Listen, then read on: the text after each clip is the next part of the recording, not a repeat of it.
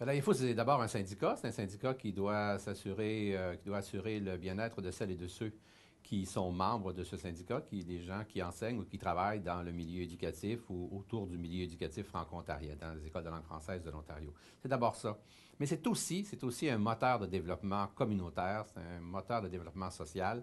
Et la seule raison pour laquelle cette organisation peut encore être très importante ou est encore très importante, c'est de par son implication. Sinon, ce serait un syndicat comme les autres. Et si c'est un syndicat comme les autres, n'a pas de raison d'exister. Nous avons, au niveau de l'AIFO, eu quelques démêlés avec une organisation qui s'appelait l'APEC, l'Association pour la protection, en anglais, Association for the Protection of English in Canada, comme s'ils en avaient besoin, les anglophones. Mais c'était des gens qui étaient très mesquins vis-à-vis de la langue française, qui voulaient que toutes les municipalités de la province se déclarent unilingue anglophone. Alors nous, ce qu'on avait fait, on avait envoyé, dans chaque réunion où l'APEC avait lieu, on avait envoyé des espions, je devrais dire des observateurs.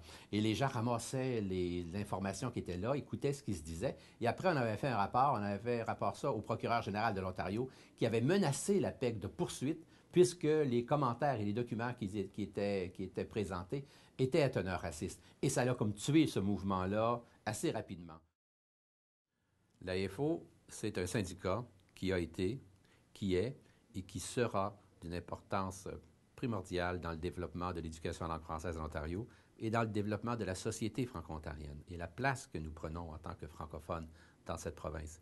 Et si l'AIFO ne maintient pas cette volonté, cette décision que les 10 000 membres qui sont là, qui sont dans la communauté, qui ne se maintiennent pas dans cette communauté, ne participent pas à son développement, ce sera malheureux pour l'AIFO. Mais je pense qu'avec les gens qui sont là, l'histoire qui l'a amené jusqu'ici, que cet AIFO, il va durer un autre 75 ans.